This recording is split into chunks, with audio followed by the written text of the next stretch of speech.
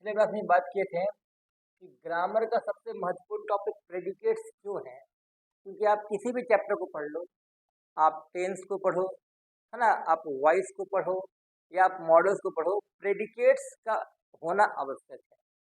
पहले ये बताओ कितने स्टूडेंट्स को प्रेडिकेट्स का हिंदी पता है? प्रेडिकेट्स को हिंदी में क्या बोलते हैं? प्रेडिकेट्स का हिंदी क्या होता है? तो बहुत सारे सब जगह पे हम लोग प्रेडिकेट्स को सहायक के रूप में देखते हैं, लेकिन इसका एग्जैक्ट जो हिंदी होता है प्रेडिकेट्स का, वो विधेय होता है। अब इतना खतरनाक हिंदी तो सही में आप लोगों को भी कंफ्यूजन होगा कि ये क्या बोल रहा है विधेय। विधेय होता क्या, समझते हम लोग पहले। जब भी अंग्रेजी का कोई स्ट्रक्चर लिखोगे, टेंस का स्ट्रक्चर लिखोगे या वॉइस का स्ट्रक्चर लिखोगे या मॉडल्स का स्ट्रक्चर लिखोगे, तो उस स्ट्रक्चर में कुछ कॉमन चीज आप लोग को देखने को मिलता होगा। जब आप रूल लिखते हो तो उसमें कॉमन क्या देखने को मिलता है? पहले क्या आता है? सब्जेक्ट आता है, उसके बाद क्या आता है? वर्ब, और देन क्या आता है बताओ? ऑब्जेक्ट, है ना। सब्जेक्ट, वर्ब और ऑब्जेक्ट। हालांकि अगर हम लोग इंग्लिश की बात करें तो इतना छोटा स्ट्रक्चर से मतलब हम लोग इंग्लिश को कंप्लीटली जस्टिफाई नहीं कर सकते। सोचो, हम लोग तो ऐसे सोचते हैं कि भाई अंग्रेजी की शुरुआत में क्या मिलेगा? सब्जेक्ट, जब स्ट्रक्चर लिखेंगे, और अंत में क्या मिलेगा? ऑब्जेक्ट। अगर ऐसा होता तो अंग्रेजी में बड़ा बड़ा वाक्य बनता क्या? बाकीपुर के बाकरगंज में बनवारी लाल बगल के बैठते, बालकों के बीच बुधवार को 12 बजे बतासे बांट रहा था। तो अब यहाँ तो ऑब्जेक्ट ही एंड हो जाता है ना। सही मायने में अगर ऑब्जेक्ट तक ही मतलब अंतिम रूल होता, अंतिम वर्ड होता, तो एक पोयम है क्लास 12 में, माई मदर एट 66, कहीं फुल स्टॉप ही नहीं, है ना। Driving from my parents home to Cochin airport last Friday morning, I saw my mother beside me. तो कहने का मतलब क्या है? आप सब्जेक्ट, वर्ब और ऑब्जेक्ट के अलावा भी कुछ और चीज को स्ट्रक्चर में जोड़ सकते हो। इसमें हम लोग प्लेस को ले सकते हैं, इसमें मीडियम को ले सकते हैं, और इसमें हम लोग टाइम को भी जोड़ सकते हैं। जो सब्जेक्ट के उद्देश्य को बताया, मतलब सब्जेक्ट का मतलब उद्देश्य क्या है। जैसे मान लो अगर आप यहाँ आ रहे, आप सब्जेक्ट हो, है ना, सेजल सब्जेक्ट है, तो Sejal comes here to learn English. तो सेजल जो सब्जेक्ट है उसका उद्देश्य क्या है बताओ? यहाँ क्लास में आना और अंग्रेजी को सीखना। तो सेजल के बाद यानी सब्जेक्ट के बाद सब्जेक्ट के आशय को बताने वाला कौन कौन है? कम्स है, हियर है ना, टू है, लर्न है और इंग्लिश है।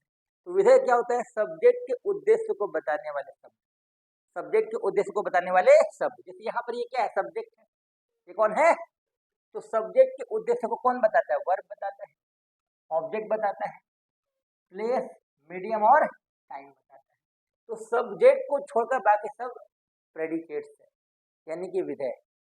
विधेय का मतलब होता है सब्जेक्ट के उद्देश्य को जो बताए उसी को हम लोग आजा आजा आजा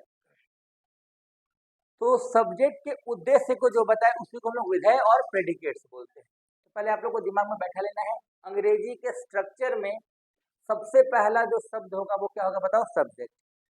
अंग्रेजी के स्ट्रक्चर में जो सबसे पहला शब्द है वो क्या है? सब्जेक्ट, जिसको हिंदी में हम लोग बोलते हैं कर्ता। क्या बोलते हैं? कर्ता। वर्ब को हम लोग हिंदी में क्या बोलते हैं? क्रिया, क्रिया। हाँ, ऑब्जेक्ट को हिंदी में हम लोग बोलते हैं कर्म। वस्तु जो है वो साइंस में होता है ना, यहाँ फिर हम लोग सब्जेक्ट का मतलब विषय ले लेंगे, है ना। सब्जेक्ट का मतलब विषय, लेकिन ग्रामर में सब्जेक्ट का मतलब क्या होता है? कर्ता, वर्ब का मतलब क्रिया, और साइंस में ऑब्जेक्ट का मतलब वस्तु होता है, लेकिन यहाँ कर्म हो जाएगा। प्लेस दैट इज स्थान, प्लेस यानी कि स्थान, मीडियम यानी कि माध्यम, और टाइम यानी कि समय, है ना। तो ध्यान से समझना है, प्रेडिकेट्स क्या होता है फिर से समझते हैं। प्रेडिकेट्स को हिंदी में विधेय बोलते हैं, और सब्जेक्ट के उद्देश्य को बताने वाले सारे शब्द प्रेडिकेट्स कहलाते हैं। मतलब सब्जेक्ट क्या कर रहा है, सब्जेक्ट की अभी वर्तमान अवस्था क्या है, मतलब सिंपली समझ लो, सब्जेक्ट का जो उद्देश्य बताया वही प्रेडिकेट्स कहलाता है। तो अंग्रेजी में प्रेडिकेट्स क्या होता है? वर्ब होता है, ऑब्जेक्ट होता है, प्लेस होता है, मीडियम होता है और टाइम होता है। एक छोटे से शब्द में इसका डेफिनेशन क्या होगा? अगर कोई पूछे व्हाट इज प्रेडिकेट्स, तो बोलना है एक्सेप्ट सब्जेक्ट, एक्सेप्ट मतलब सिवाय, except subject all are predicates, except subject all are. जैसे अगर हम बोलते हैं आई गो टू स्कूल, तो आई को छोड़ दो, बाकी बचा सब क्या है? गो टू स्कूल, सब क्या है? प्रेडिकेट्स है। यानी कर्ता को छोड़कर बाकी जितने भी चीज है सब क्या कहलाते हैं? प्रेडिकेट्स। यानी कर्ता के उद्देश्य को बताने वाले वस्तु को हम लोग विधेय या प्रेडिकेट्स बोलते हैं, विधेय या फिर क्या बोलते हैं? प्रेडिकेट्स। तो एक रूल में क्या क्या आपको मिल सकता है बताओ? सब्जेक्ट मिल सकता है, वर्ब मिल सकता है, ऑब्जेक्ट मिल सकता है, प्लेस मिल सकता है, मीडियम मिल सकता है और टाइम मिल सकता है। यहाँ पर जितने भी हम लोग बोर्ड पे सब लिखे हैं, सबका प्लूरल में हम लोग, जैसे सब्जेक्ट का प्लूरल क्या होता है?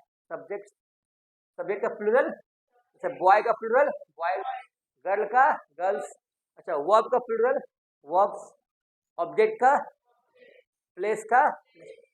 अब मीडियम पे थोड़ा ध्यान देना है, मीडियम जो है उसका प्लूरल मीडिया भी होता है और मीडियम भी होता है, याद रखना है। तो अगर मान लो कभी आपको मीडियम दिख जाए, मीडियम दिख जाए, तो उसका प्लूरल अगर मीडिया है, तो मीडिया को आपको सिंगुलर नहीं मानना है, मीडिया क्या है? Plural word. तो मीडिया के साथ हम लोग उस प्रोसेस में क्या लगाएंगे? मीडिया इज की मीडिया आर, मीडिया हैज की मीडिया हैव, यानी प्लूरल वर्ब का हम लोग इस्तेमाल करना है। ध्यान रखना है, मीडियम का प्लूरल क्या होता है? मीडिया। इसको हिंदी में हम लोग क्या बोलते हैं? माध्यम या फिर साधन बोलते हैं। ठीक है, तो फिर से बताओ आज का टॉपिक हम लोग क्या पढ़ रहे हैं बताओ? प्रेडिकेट्स को हिंदी में क्या बोलते हैं? विद्या विधेय। मेरा भी हिंदी होता तो खराब हो सकता है ना? तो अब सवाल क्या है? बैठे बैठे बैठे बैठे, चलो आगे बैठ सकते हो, आगे बैठ जाओ, आगे बैठ जाओ खाली।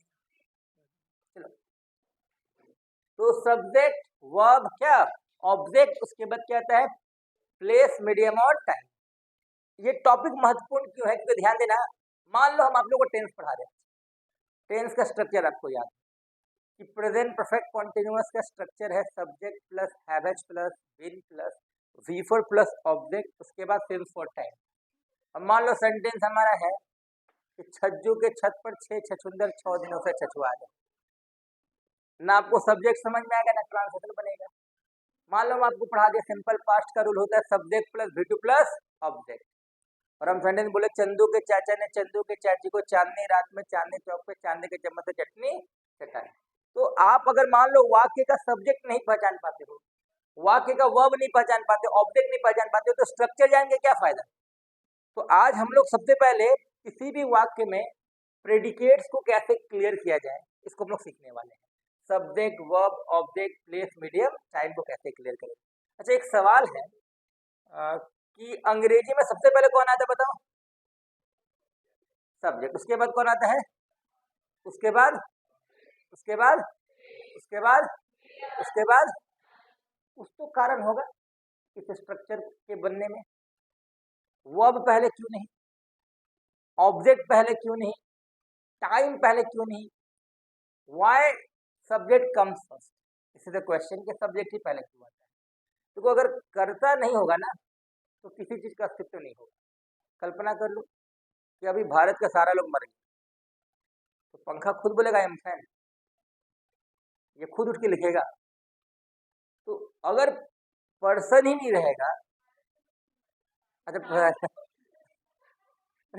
हम लोग पढ़ रहे भारत में ना, इसीलिए मानना है तो थोड़ी होकर मर जाएंगे, हाँ, समझने के लिए बता रहे हैं। तो कहने का मतलब क्या है कि अगर हम लोग प्रेडिकेट्स की बात करें तो सिंपल सा बात है, प्रेडिकेट्स में हम लोग क्या देखते हैं कि अगर कर्ता नहीं होगा तो किसी चीज का अस्तित्व नहीं होगा, अगर कर्ता नहीं होगा तो किसी चीज का अस्तित्व नहीं होगा। सिंपल सा बात है, करने वाला का ही उद्देश्य, करने वाला का ही रिजल्ट तो ये सब है ना। तो अगर करता नहीं है तो बाकी चीज का उद्देश्य नहीं है। जैसे मान लो हम अपने लिए बात करते हैं, अभी मेरे लिए सबसे ज्यादा इंपॉर्टेंस क्या है? अंग्रेजी इंपॉर्टेंस है, पढ़ाना इंपॉर्टेंस है, 8:30 बजे का टाइम इंपॉर्टेंस है, धनबाद इंपॉर्टेंस है, ये मेरे हाथ का मार्कर इंपॉर्टेंस है, कि स्टूडेंट इंपॉर्टेंस है? टाइम तो है ही, वो लास्ट में। ठीक है, सबसे ज्यादा जरूरी क्या है बता? स्टूडेंट्स। मान लो स्टूडेंट्स नहीं है, सब गायब है, ठीक है, तो हम क्लास में क्या करेंगे बताओ? 8:30 पे आगे भी क्या करेंगे? तो मेरे लिए सबसे ज्यादा जरूरी क्या बताओ? स्टूडेंट्स। तो ये स्टूडेंट्स कौन है बताओ? सब्जेक्ट। स्टूडेंट्स कौन है? अच्छा, स्टूडेंट्स के आने के बाद मैंने पढ़ाना शुरू किया, तो पढ़ाना क्या हो जाएगा? वर्ब। और मैं क्या पढ़ा रहा हूँ? इंग्लिश पढ़ा रहा हूँ। इंग्लिश क्या हो जाएगा? ऑब्जेक्ट। कहाँ पढ़ा रहे हैं? तो सिटी सेंटर में, ये प्लेस हो जाएगा। अपने मार्कर से पढ़ा रहे हैं तो ये मीडियम हो जाएगा। और 8:30 बजे पढ़ा रहे हैं तो ये टाइम हो जाएगा, है ना? 8:55 हो गया ना? अच्छा, चलो। तो अभी कहने का सेंस क्या है कि अंग्रेजी के रूल में पहले, फिर से बताइएगा, अंग्रेजी के रूल में सबसे पहले कौन आएगा? दूसरे नंबर पे, उसके बाद, उसके बाद, उसके बाद, उसके बाद। इस चीज को हमेशा दिमाग में रखना है कि in rule first subject comes, पहले कौन आता है? सब्जेक्ट। फिर भी अगर भूल जाओ तो एक छोटा सा एग्जाम्पल हम लोग उसको दिमाग में रख सकते हैं। अच्छा सेजल, आपका क्रियाकर्म हो गया है? अच्छा सर, खाली मरने मारने का बात कहते हैं। अच्छा बताओ, क्रियाकर्म कब होता है बताओ? मर जाते हैं हम लोग। तो क्रियाकर्म का मतलब होता है, समझना है, देखो इस रूल में इसका बहुत अच्छा रोल है, ठीक है? एक बच्चा ऐसे था, थोड़ा थेथर बच्चा था, पूछ दिया हमसे, सर सब्जेक्ट पहले क्यों आता है, हमको रीजन समझाइए। तो हम बोले अच्छा ठीक है बताओ, तुम्हारा क्रियाकर्म हुआ है? तो बोला सर ऐसा क्यों बोल रहे हैं? बोले नहीं, हम तुमसे मैंने एक नॉर्मल क्वेश्चन पूछ रहे हैं, तुम्हारा क्रियाकर्म हुआ है कि नहीं हुआ है? बोला क्रियाकर्म तो मरने के बाद होता है। तो वही हम बताएंगे, देखो जब तक डेड बॉडी नहीं आएगा, क्या नहीं आएगा? डेड बॉडी, तो क्रियाकर्म कैसे हो? तो ये डेड बॉडी क्या है? एक सब्जेक्ट मान लो, डेड बॉडी क्या है? तो डेड बॉडी सब्जेक्ट है, यानी कि करता है। और मरने के बाद क्या होता है बताओ? क्रियाकर्म। क्रिया। तो सिंपल सा बात है, अगर कोई कहता है कि सर अंग्रेजी में वर्ब पहले क्यों नहीं आता है, ऑब्जेक्ट पहले क्यों नहीं आता, तो हम उससे वही पूछते हैं कि आपका क्रियाकर्म हुआ है? तो बोलता नहीं सर, मेरा क्रियाकर्म तो मरने के बाद होगा। तो जब तक सब्जेक्ट नहीं आएगा, वर्ब और ऑब्जेक्ट क्यों आएगा?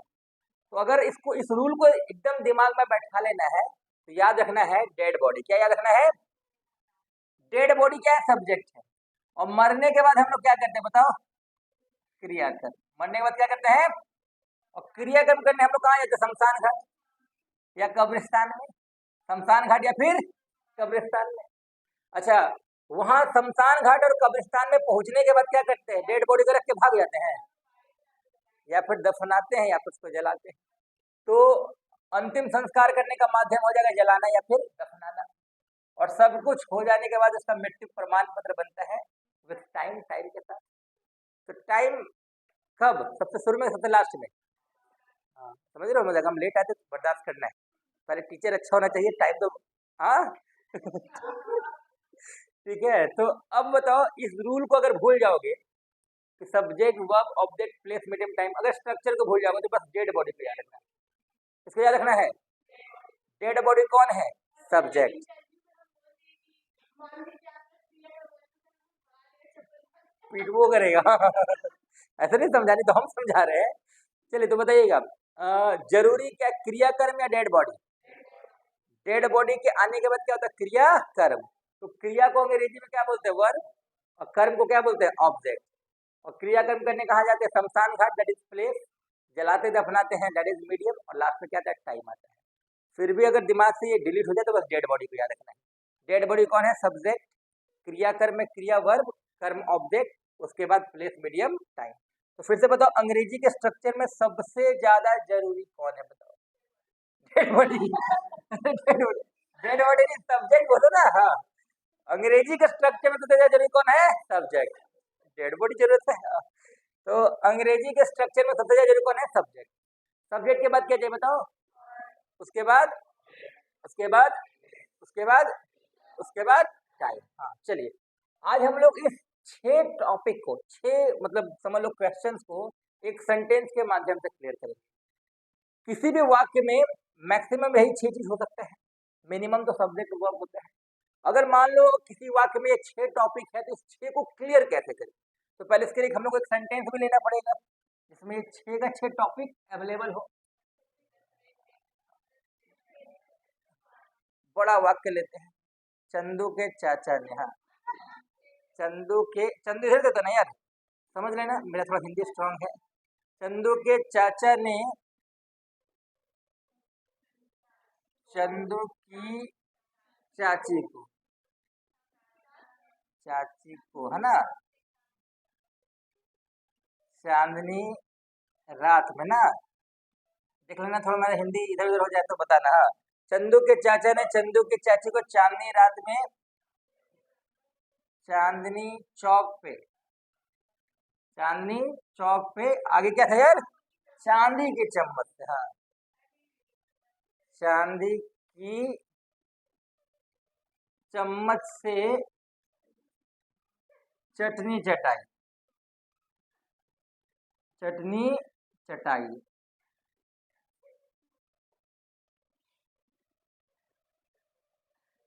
घुसिया गया है क्या? चटाई या चटाई जैसे को देख लेना यार, मेरा हिंदी थोड़ा सा खराब है। हाँ, जिधर वाला होगा लिख लेना, ये वाला चाहिए वाला। हाँ, अच्छा ये वाला मैच हो जाएगा, ये सही है।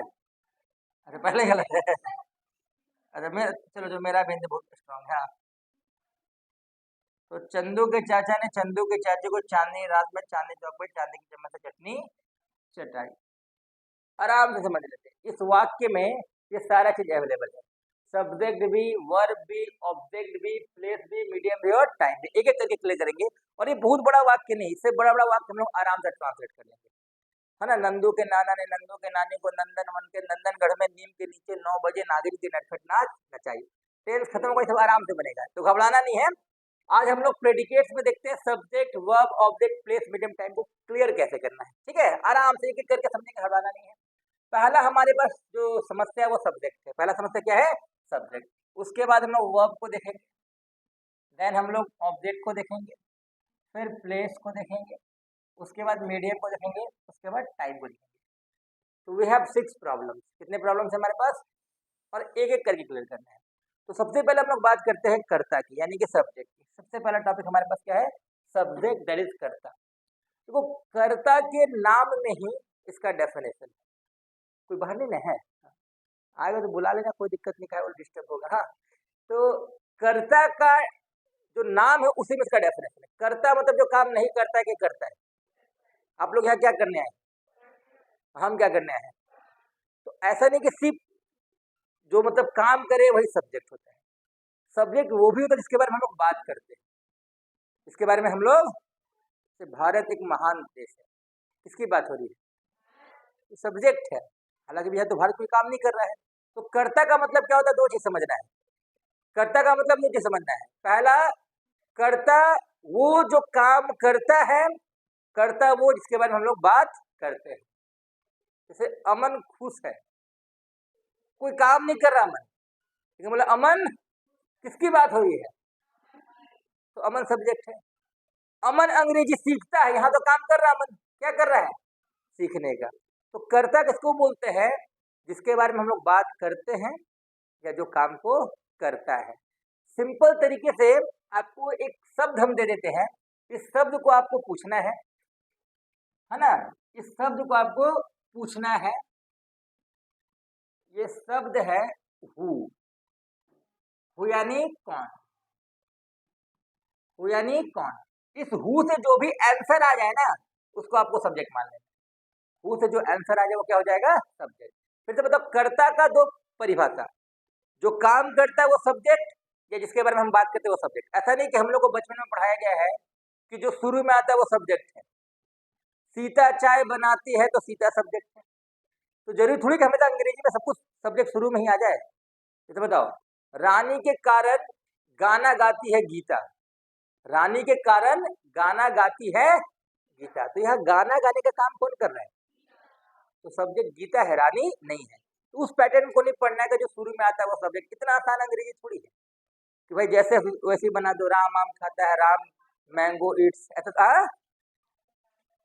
ठीक है, तो अंग्रेजी में कंसेप्ट को लेके चलना है। चलिए बताइए, कर्ता का मतलब जो काम नहीं करता या करता है, और करता कहाँ मिलेगा, वाक्य के शुरू में, बीच में, के लास्ट में, के कहीं भी। लेकिन कहीं भी मिलेगा वो काम नहीं करेगा या करेगा, या जिसके बारे में हम लोग बात करेंगे। और इसको क्लियर करने के लिए क्या पूछेंगे, हु यानी, ध्यान से सुनिएगा, खड़क सिंह के खड़कने से खड़कती हैं खिड़कियां। मैंने क्या बोला, खड़क सिंह के खड़कने से कौन खड़कती है? खिड़कियां। खड़क सिंह तो माध्यम, और खिड़कियों के खड़कने से खड़कता है खड़क सिंह। अभी कौन खड़कता है? समझ में आ गया ना? यानी ऐसा नहीं कि हमेशा वाक्य में जो शुरू में मिले वही सब्जेक्ट है। तो छज्जू के छत पर 6 छछुंदर 6 दिनों से छछुआ रहे हैं। वॉन्डरिंग है ना, बहुत सारा मीनिंग होता है। भटकना, टहलना, छछुआना का अंग्रेजी में पीटी वार्म्स होता है। अब पीटी वार्म्स, पी से पुटल, टी से टूटल, डब्ल्यू से वॉक वॉन्डर है ना, ए से एम्बल, आर से रैम्बल, फिर रोम होता है ना, फिर मेंडर होता है, स्ट्रॉल साउंटर होता है, बहुत सारा वर्ड है टहलने का, है ना। चलिए, तो फिलहाल अभी इतना वर्ड पे ध्यान नहीं देना, हम लोग को यहाँ ध्यान देना है सब्जेक्ट कर्ता। कर्ता का मतलब जो काम नहीं करता या करता, तो छछुआने का काम कौन कर रहा है? 6 छछुंदर। तो देखो एकदम दिमाग में बैठा दो कि जो काम को करता है उसी को हम लोग कर्ता बोलते हैं।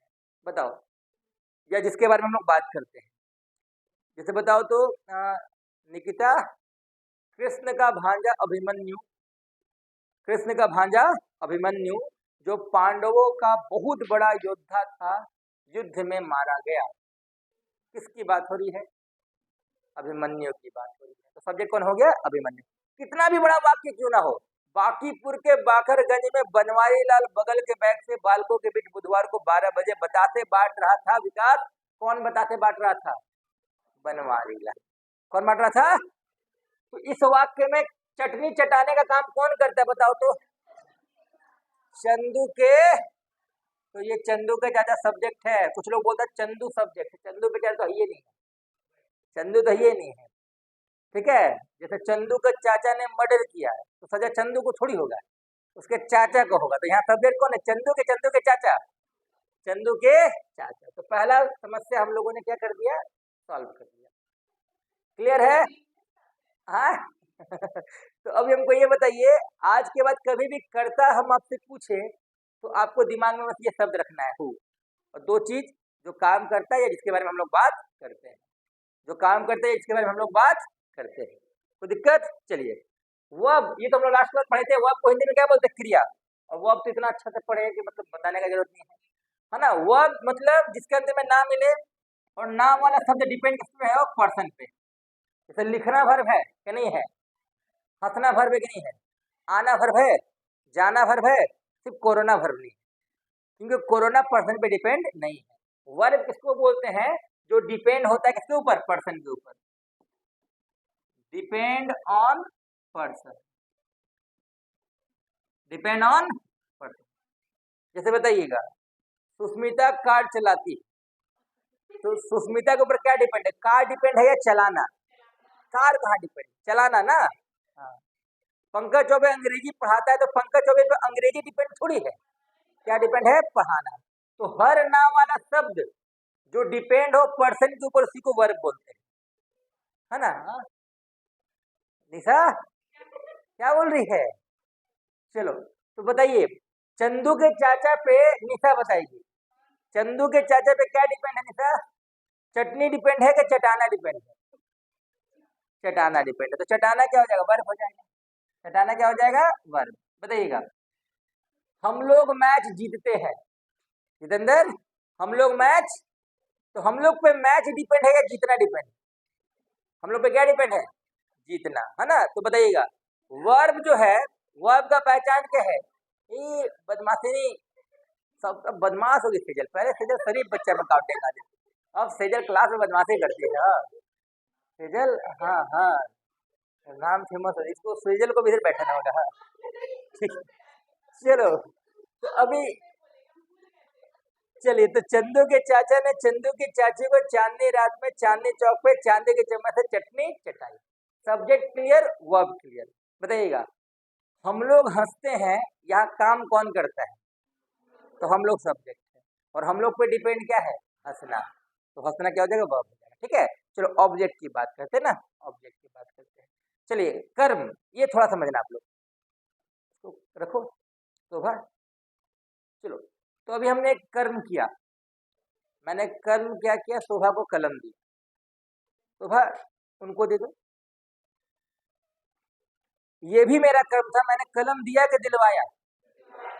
तो मैंने अभी दो प्रकार का कर्म किया, एक खुद से और एक मैंने एक खुद से किए तो डायरेक्ट, और जो करवाए वो। तो शाहजहां ने ताजमहल बनाया कि बनवाया? खुद मजदूरी न था, बनवाया ना। तो डायरेक्ट के इनडायरेक्ट। तो कर्म कितने प्रकार के? एक प्रकार के या दो प्रकार के? ऑब्जेक्ट कितने प्रकार के? दो। ऑब्जेक्ट कितने प्रकार के? दो। एक डायरेक्ट और एक इनडायरेक्ट। पूजा, मैं पानी पीता हूं और मैं सीता से पानी पिलवाता हूं, इनडायरेक्ट कौन है? पिलवाता हूं। अच्छा, मैं अंग्रेजी पढ़ाता हूं, ये इनडायरेक्ट है कि डायरेक्ट है? अब मैं रोहित से अंग्रेजी पढ़वाता हूं, एकदम आराम से समझिएगा, ठीक है। हम मैं खाना बनाता हूं, क्या है बताओ? और मैं सीता से खाना बनवाता हूं। मैं अंग्रेजी पढ़ाता हूं, डायरेक्ट। मैं रोहित से अंग्रेजी पढ़वाता हूं, इनडायरेक्ट। क्या समझ में आ रहा है आप लोग को? नॉन लिविंग और लिविंग, वेरी गुड। जितना डायरेक्ट ऑब्जेक्ट है उस केस में हम लोग मैक्सिमम चीजों को क्या देख रहे हैं? लिविंग के नॉन लिविंग। और इनडायरेक्ट में चीजों को क्या देख रहे हैं? लिविंग। यानी एकदम आराम से समझना है कि डायरेक्ट के केस में वस्तु क्या दिखता है? लिविंग के नॉन लिविंग? नॉन लिविंग दिखता है ना। लेकिन इनडायरेक्ट के केस में वस्तु क्या दिखता है बताओ? लिविंग। लिविंग का मतलब सजीव और नॉन लिविंग मतलब निर्जीव। तो फिर से बताओ, मैं पानी पीता हूं और मैं रानी से पानी पिलवाता हूं, इनडायरेक्ट कौन है? रानी। और पानी पीते क्या है? डायरेक्ट है। तो पानी में जान है कि नहीं है बताओ? नहीं, हाँ, बात अलग है, पीने के बाद जान आ जाता है। लेकिन पानी क्या है? डायरेक्ट ऑब्जेक्ट है। कौन ऑब्जेक्ट है? डायरेक्ट। तो कर्म कितने प्रकार के? दो, डायरेक्ट और इनडायरेक्ट। एकदम सोच के बताओ, हम कौन ऑब्जेक्ट है? हाँ, डायरेक्ट नहीं बोलना, बुरा लगेगा। हाँ, हम कौन ऑब्जेक्ट हैं? अच्छा, ये बोर्ड कौन ऑब्जेक्ट है? ये बेंच, मेरे हाथ का मार्कर, ये बल्ब, आप लोग, सचिन तेंदुलकर, उनके हाथ का बैट, पक्का। तो कर्म कितने प्रकार के? कौन कौन? कौन कौन? डायरेक्ट को हिंदी में बोलते हैं प्रत्यक्ष। क्या बोलते हैं? प्रत्यक्ष। प्रत्यक्ष और ऑब्जेक्ट लगा दो तो कर्म हो जाएगा। और इनडायरेक्ट को बोलेंगे अप्रत्यक्ष। क्या बोलेंगे? और उसमें ऑब्जेक्ट लगा दो तो कर्म हो जाएगा। डायरेक्ट ऑब्जेक्ट यानी प्रत्यक्ष कर्म, और इनडायरेक्ट ऑब्जेक्ट यानी अप्रत्यक्ष कर्म। एकदम आराम से समझना है, ठीक है। आर्यन ना, आर्यन देखो, डायरेक्ट ऑब्जेक्ट को क्लियर करने के लिए अंग्रेजी में क्वेश्चन पूछ लेना, व्हाट। क्या पूछ लेना? व्हाट को हिंदी में बोलते हैं क्या? क्या बोलते हैं? हाँ, क्या बोलते हैं। तो बस दिमाग में रखना है कि जब भी आप किसी वाक्य में डायरेक्ट ऑब्जेक्ट को क्लियर करना चाहें तो इस क्या को पूछना है? इसको पूछना है डायरेक्ट ऑब्जेक्ट क्लियर करना है तो सवाल क्या पूछना है? क्या? समल, मैं क्या पढ़ाता हूं, तो डायरेक्ट ऑब्जेक्ट है। आप क्या खाते हो? डायरेक्ट ऑब्जेक्ट है। क्या पीते हो? देखो सेजल पे कुछ सोचेगा। हाँ हाँ, ठीक है। चलो बताओ, आपने क्या खरीदा? कुछ भी ले लो यार, सोना देख लो, सोना खरीदेगा।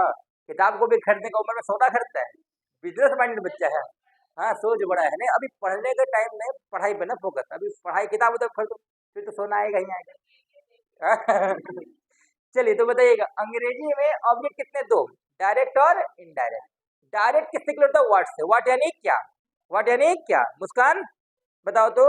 मैंने घड़ी खरीदा, क्या खरीदा? तो डायरेक्ट ऑब्जेक्ट जितेंद्र किस वर्ड से क्लियर होगा बताओ? व्हाट से।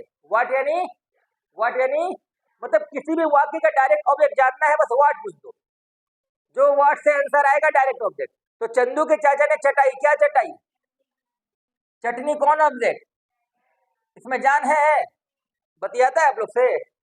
कार्टून में बात करता है। हाँ, मुझे मत खाओ। हाँ, चलिए इनडायरेक्ट की बात करते हैं अनुशिखा। चलिए ध्यान से समझिएगा, इनडायरेक्ट ऑब्जेक्ट। पहले बताओ हु क्या है? सब्जेक्ट। हु क्या है? अच्छा, इसमें भी जान है, इसमें भी जान है, ध्यान से सभी लोग समझिएगा। सब्जेक्ट में जान होता है, यहाँ पर व्यक्ति जो है वो काम कर रहे हैं, इसमें जान है। इनडायरेक्ट ऑब्जेक्ट जो है ये हु से ही बनता है, क्योंकि देखो ये ऑब्जेक्ट है, तो हु का ऑब्जेक्टिव केस होता है हुम। क्या होता है? तो बस यहाँ इनडायरेक्ट ऑब्जेक्ट को क्लियर करने के लिए आपको पूछ लेना है हुम। हुम का हिंदी होता है किसे। क्या होता है? किसे, बस दिमाग में बैठा लेना है कि अगर आपको किसी भी सेंटेंस का इनडायरेक्ट ऑब्जेक्ट क्लियर करना है तो आपको पूछ लेना है किसे। क्या पूछना है? किसे। मैं इस क्लास में किसे पढ़ा रहा हूँ? आप लोग में जान है? तो सोच के बोल रहे हो, जान है ना? हाँ। आप लोग डायरेक्ट ऑब्जेक्ट है इनडायरेक्ट ऑब्जेक्ट? अच्छा, मैंने अमन को अंग्रेजी पढ़ाया। किसे पढ़ाया? अमन में जान है? तो अमन कौन है, डायरेक्ट ऑब्जेक्ट कि इनडायरेक्ट ऑब्जेक्ट? अब आप लोग को हम सब्जेक्ट भी पूछेंगे, वर्ब भी पूछेंगे, डायरेक्ट इनडायरेक्ट सब पूछेंगे। आप लोग को सब बताना है। बताइएगा, मैंने रोहित को एक कलम दिया।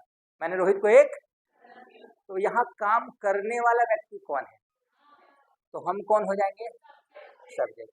अच्छा, मेरे ऊपर क्या डिपेंड है? रोहित डिपेंड है, कलम डिपेंड है, या देना? तो देना क्या हो जाएगा? वर्ब। देना क्या हो जाएगा? अच्छा, अंग्रेजी में ऑब्जेक्ट कितने प्रकार के? दो, डायरेक्ट और किसमें जान नहीं होता है? जान किसमें नहीं होता? इनडायरेक्ट में कि डायरेक्ट में? और किसमें जान होता है?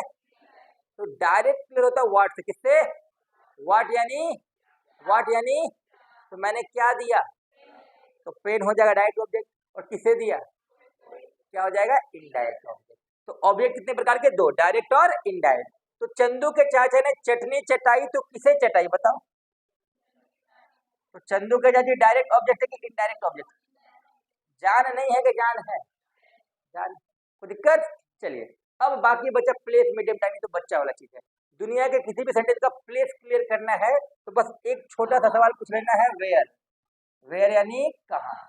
आप लोग कहाँ बैठे हो अभी?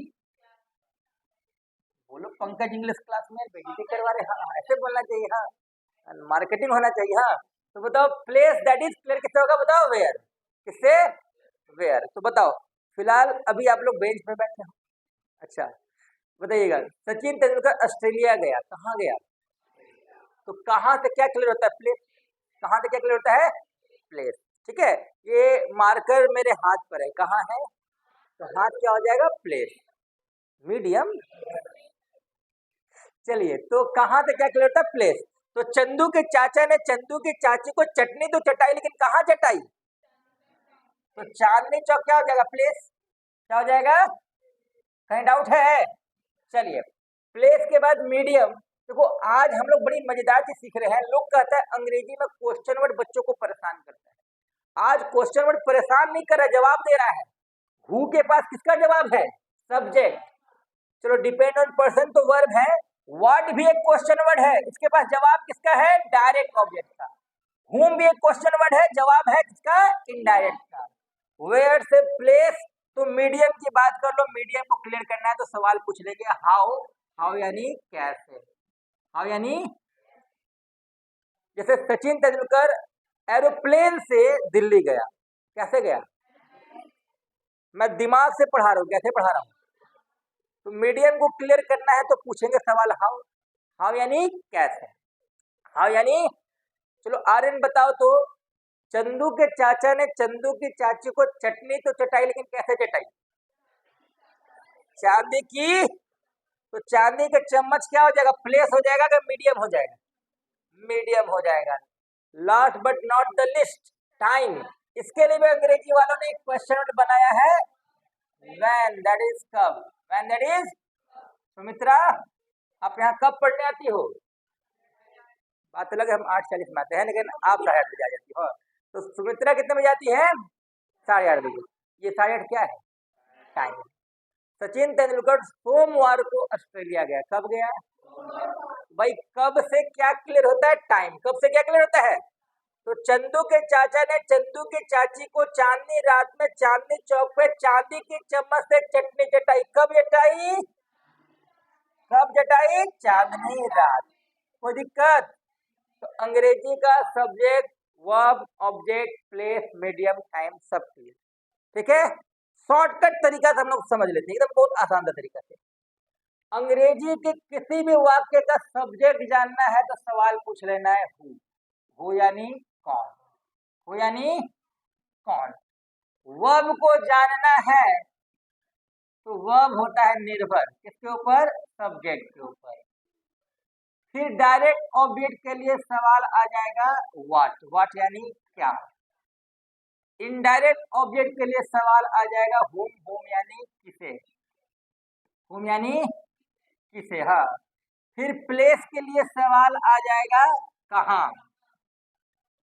मीडियम के लिए सवाल आ जाएगा कैसे, वेरी गुड, कैसे। और समय यानी टाइम के लिए सवाल आ जाएगा कब। तो बस हिंदी का ये शब्द याद रखो। कौन रिलेट है सब्जेक्ट से, निर्भर वर्ग, क्या डायरेक्ट ऑब्जेक्ट, किसे इनडायरेक्ट ऑब्जेक्ट, कहाँ प्लेस, कैसे मीडियम, और कब टाइम। अरे हिंदी बहुत खराब है मेरे, कल लिख दिए हम। हाँ, कबे भोजपुरी में लिख दिए हैं। हाँ, हाँ, काबे नहीं है, गाली हो जाएगा। हाँ। तो टाइम क्लियर तक कब से, हिंदी का शब्द याद रखिएगा, ये 7 शब्द को याद रखिएगा। कौन, निर्भर, क्या, किसे, कहाँ, कैसे, कब।